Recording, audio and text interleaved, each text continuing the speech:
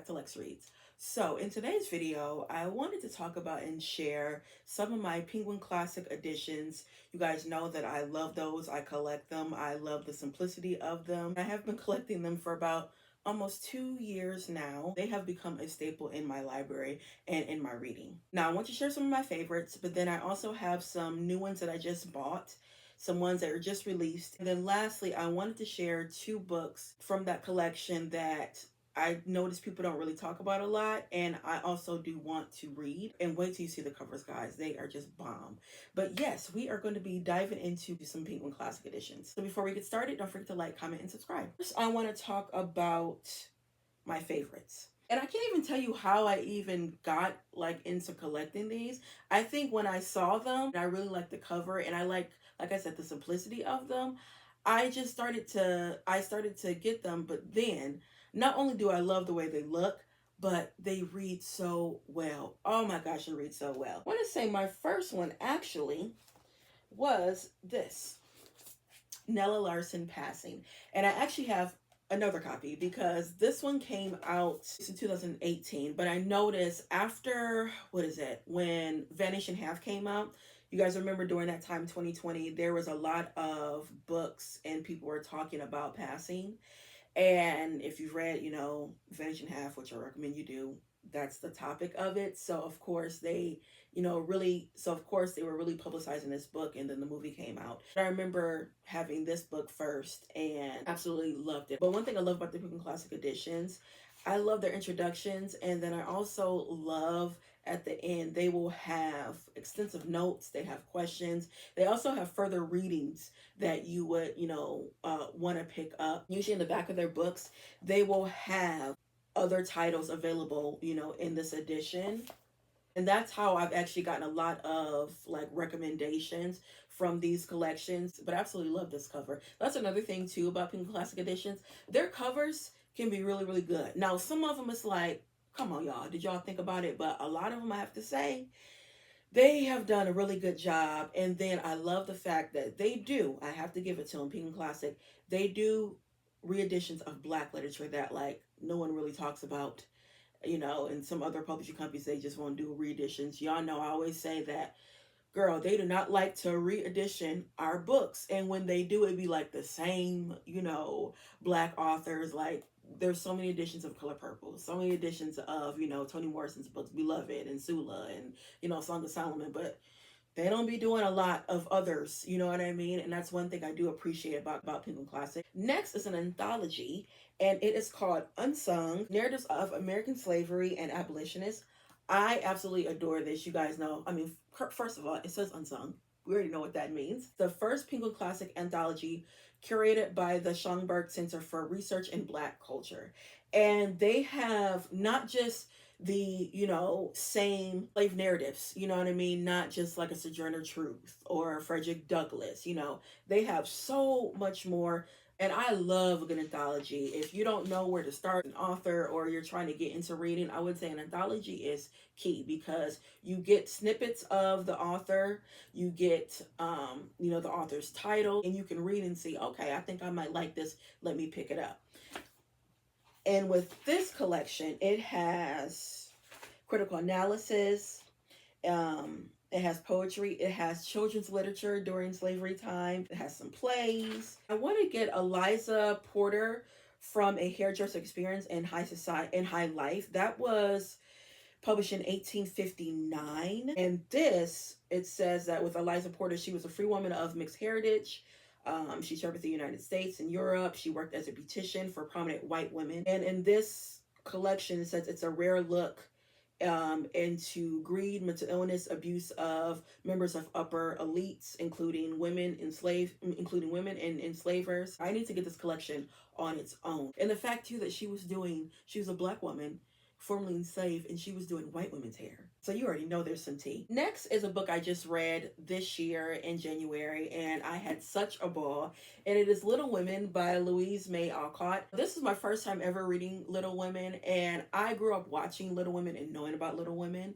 So I was like, you know what? It's time for me to read it. And I had a ball. Look at these tabs, you guys. I loved every minute of it. And with classics, I've told you guys, I have to have the audiobook in order for me to navigate it. Classics can be, to me, sometimes laborious, but when I have the audiobook, it just does me right. And speaking of audiobooks, I want to thank our sponsors, Everand, for sponsoring this portion of the video. If you're not familiar with it, it's a subscription-based service that houses millions of titles. It houses ebooks, it houses audiobooks, it also houses podcasts. I've been getting to a little bit of that thanks to Everand. The thing I do love about this service is you get 3 credits. Not one, but you get 3 credits, and you can either spread them or you can get them all at once. I like to spread them. I get in the mood of wanting to read an audiobook or wanting to read an ebook, so I like the fact that I have the whole month to do that. So check out the app, which will be linked down below. You get a 30-day free trial, and you can get all of your 3 credits all at once, or you can do like I did and spread them throughout the month. So thanks again, Ever, for sponsoring this portion of the video. Next is another classic, and this is D.H. Lawrence, Lady Chatterley's Lover. Now, this is what I was talking about when I was talking about the cover. But now that I actually look at it, I know what it's supposed to be. Okay. Is it supposed to be a breast? Oh, Lord. I think it kind of looks like it. Now that I'm looking in the camera. Because when I saw this, I said, what in the world? What? Oh, girl. I'm so dense sometimes. I was like, what in the world is this? But it does look like it's a breast. Okay. Now that makes sense. Because if you've read this book, it is highly sexual, but it's not vulgar. He actually got a lot of slack for this book, and it was banned because y'all, he used terms, he got sex scenes, and it's not like, you read their version of sex scenes back in the day, it's almost like, okay, they think kissing, was that. Girl, this go deep. But it was so good. And again, classics, I read it on audio. But after reading this, I did get some more of his books in these editions because I really do want to read more of his works. Next is Ruth by Elizabeth Gaskell. Is it Gaskell? And she's one author, especially during like the classic literature, realm, that she doesn't get a lot of praise and recognition. She's actually the autobiographer of the Bronte sisters. But Ruth reminds me a lot of, oh, what is the book? Y'all know Hester Prynne. The Scarlet Letter, Lord. It gives you a lot of that. I mean, when I read this, I was like, oh, okay. I have to say, though, I do like a little bit of the Scarlet Letter, because that right there is real drama and tea. When you find out who is Hester Prynne's baby daddy, girl.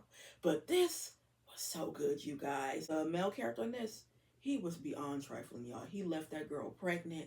They was in a hotel, unmarried, doing stuff they had no business doing. She was an orphan. She got kicked out of her home. He left her. Then she discovered she was pregnant.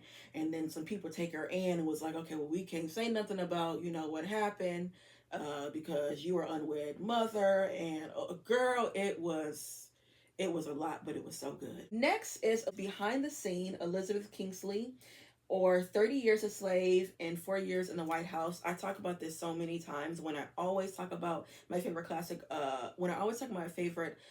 literature books in the Penguin Spines, or even when it's just classic literature, I'm always going to mention this because this was such a fantastic narrative. And this actually was banned at one point, and not only was it banned during its publication, they stopped the press because Abraham Lincoln's son did not like the fact that Elizabeth was airing out, the dirty laundry of the Lincoln. She was the confidant of Mary Todd Lincoln, and Mary Todd, she had mental issues, and not a lot of people, like the country, did not know that. You had some, well, they thought that they didn't know that. You had like the core group, you know, in his administration that knew that, you know, she struggled with mental illness. She does talk about that in this book, and it's tasteful, you know. And she also talks about, you know, her relationship with Elizabeth. She's the one that, when you see a lot of the gowns and dresses that Mary wore, she's the one that created them. She was a seamstress. And the night that Lincoln was assassinated, the only person that she wanted and only person she called was her. And I also love the fact that she gives the insight of, like I said, the Lincolns. You know, when he was assassinated, girl, them guards needed to be beat for that. Them guards and security guards. And it makes me think, were they in it? Because Mary Todd Lincoln, she did have a point. I know the story of how when he got assassinated, he was at the opera house and, you know, the booth or whatever. And of course, you're the President of the United States and the First Lady, you have security, right?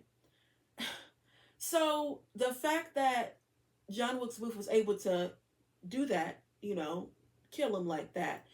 But the guards, when they asked him after, you know, he was assassinated, they said, "Where were you?" "Oh, we were engrossed in watching the play." What? Y'all not supposed to be watching the play. Y'all supposed to be watching them. That was their answer. Elizabeth, she was there to witness it. And she said that Mary was like, "Wait, what? You guys are watching the play as opposed to watching us?" And then, like I said, she was like, "Were you guys in this?" You know, because that's not a good, that's not, first of all, that's not an excuse. Yeah, she goes deep into this. Also, this read um like a movie. I remember I was telling my sister about it, and she said, "Oh, what movie or documentary was this?" I said, "Girl, this is not a documentary. This was a book." And she was like, "Oh," I said, "You need to read this." That's how good it was. Next, oh my gosh, y'all, this is a recent read, and I'm obsessed. Jane Eyre by Charlotte Bronte, y'all. I had this book for some time, and I just read it, last month. You guys know, if you watch my Blood Girl Read series, this was the second installment I read and was just flabbergasted. I loved every minute of this book. Now, like I said, I can see where people say that this is one of their favorite books. Y'all, this was just so good. Also, probably going to be one of my favorites when you mention classic literature. Also, when you mention, you know, my Penguin Classic editions. Really did enjoy this book, and I love this edition. I mean, I highlighted and tabbed it. One of the pages is actually ripped out. Girl, I just had a time with this book. And lastly, for my favorites is another anthology, and it is the Portable 19th Century African American Women Writers. You guys, please get this. Get this. This is a perfect anthology if you want to get into Black literature, if you want to get into Black women's literature, if you want to get into early classic literature. This is what you pick up. This has so many things. This has so many titles. You have poetry, you have critical analysis, you have literary fiction, you have nonfiction. It's all in one. And the fact that there are women in the 19th centuries, Black women, that wrote so much, and we only know a handful, especially like fiction writing, because you know, during the 1900s, a lot of our books, they are slave narratives.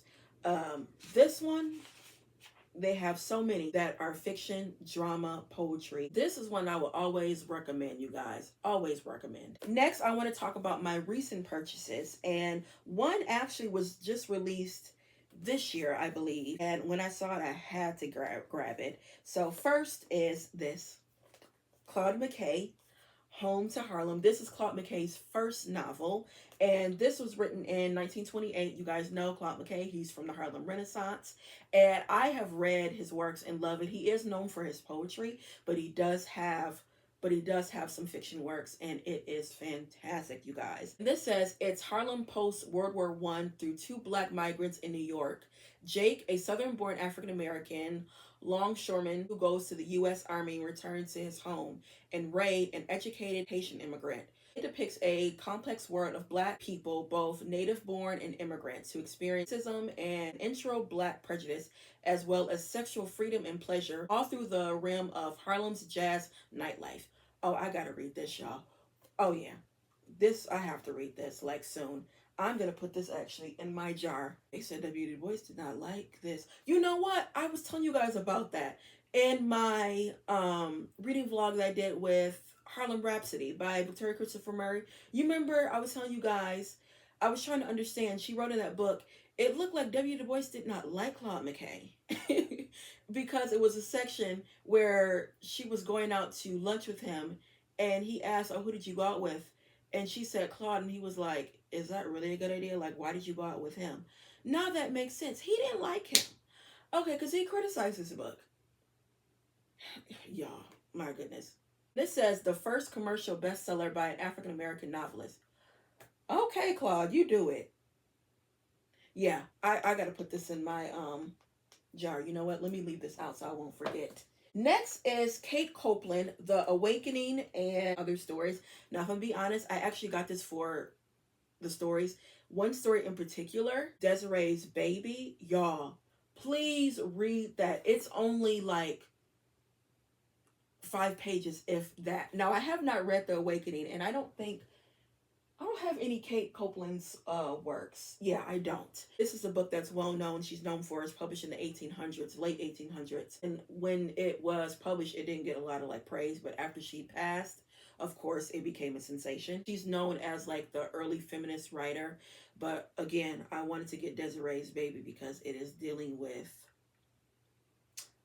lies, deception, and that's all I can say because I don't want to spoil it. Oh, I do not want to spoil it. Y'all, please read it. It is like, that's what you will do at the end. My last newest book in my collection is Mary Shelley's Frankenstein. You guys know this is what I am reading next for the Black Girl Read series. I'm reading Frankenstein. I'm really excited about it. You guys voted for this and I had to get it. And of course, I wanted to get it in this edition. I'm like nervous, but at the same time excited. Then lastly, the two books that I noticed no one really talks about, I have not read them yet, are these two. First of all, look at these covers. This is what I was talking about.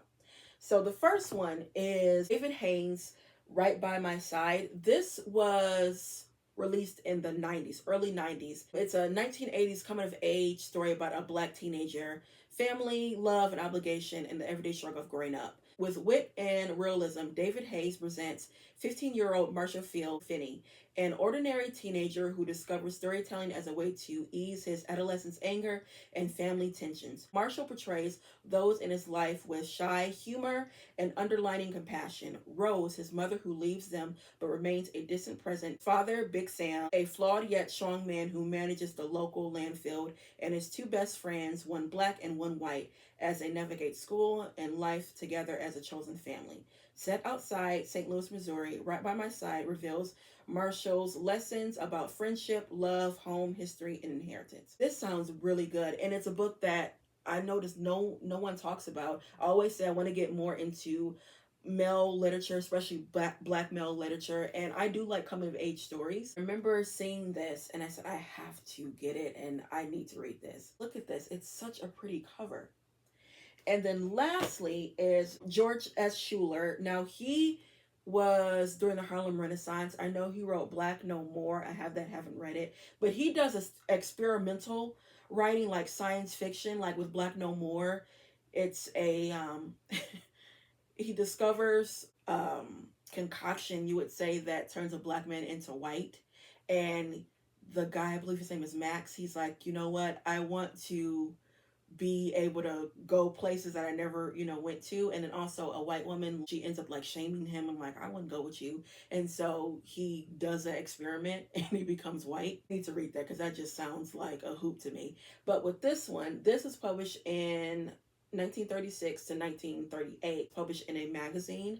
And it's about a black scientist. He's a genius. And as he masterminds a worldwide conspiracy to take back the African continent from imperial powers and punish Europe and America for white supremacy and their crimes against the planet black population. That already sounds like a lot, but like I said, he writes books of that nature. I am excited to get into his works. I do want to read first Black No More, and then I will read this. But look at this cover. Isn't that pretty? Oh my gosh. Again, Penguin Classic Editions, I got to give it to them with their covers. Their covers can be bomb. And this book is not that long. But yeah, guys, that is it when it comes to my Penguin Classic editions. I would highly recommend you guys get these, especially if you do want to delve into more classics. They are so easy to navigate. And also, I noticed too, the prices, they vary. Some of like the old classics, they will range from like $10, $9 to $10, and then they go up to about $20. A lot of them I actually do get from used bookstores. Sometimes I get them from Amazon and also Barnes and Noble. I notice a lot of used bookstores, they do like to carry those. That's great because they'd be half the price. But that's all I have for you guys, and I'll be back with more Black books.